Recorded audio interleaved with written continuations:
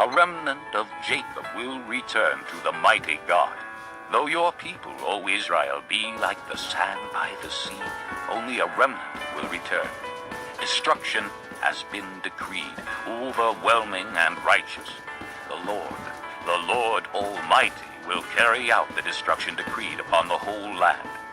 Therefore, this is what the Lord Almighty says. O my people who live in Zion, do not be afraid of the Assyrians, who beat you with a rod and lift up a club against you as Egypt did. Very soon my anger against you will end, and my wrath will be directed to their destruction.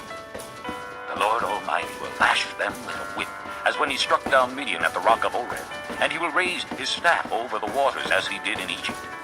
In that day their burden will be lifted from your shoulders, their yoke from your neck. The yoke will be broken because you have grown so fat. They enter Ai, they pass through Migron, they store supplies at Michmash. They go over the pass and say, we will camp overnight at Geba. Ramah trembles, Gibeah of Saul flees.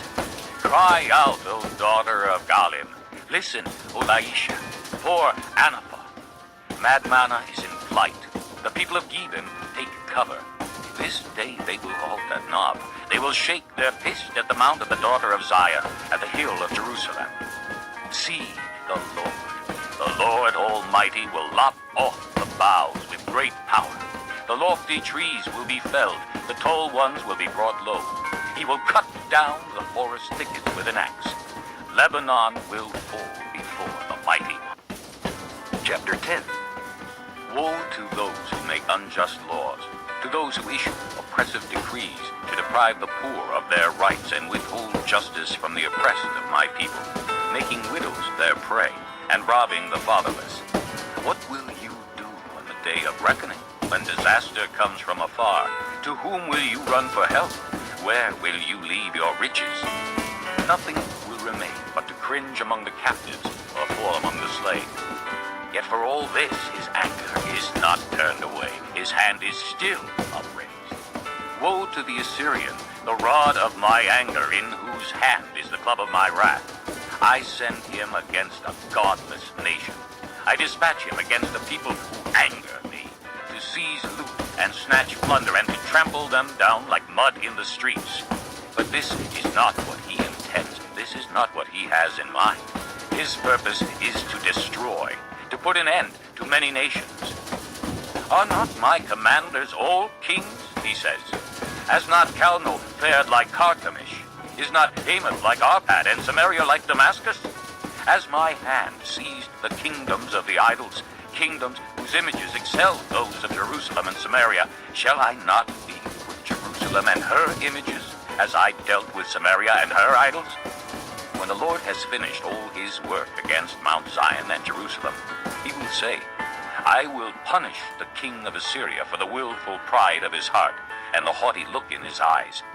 For he says, by the strength of my hand I have done this, and by my wisdom, because I have understanding. I removed the boundaries of nations. I plundered their treasures. Like a mighty one I subdued their kings.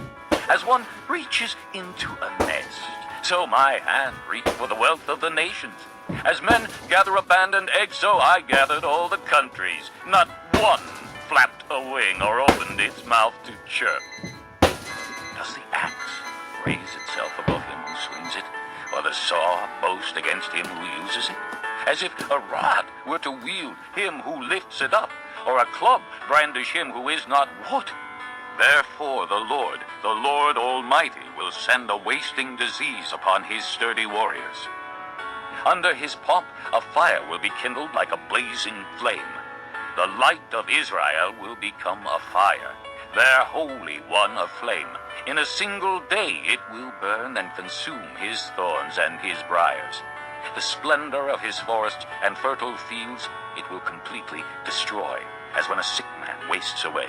And the remaining trees of his forests will be so few that a child could write them down. In that day, the remnant of Israel, the survivors of the house of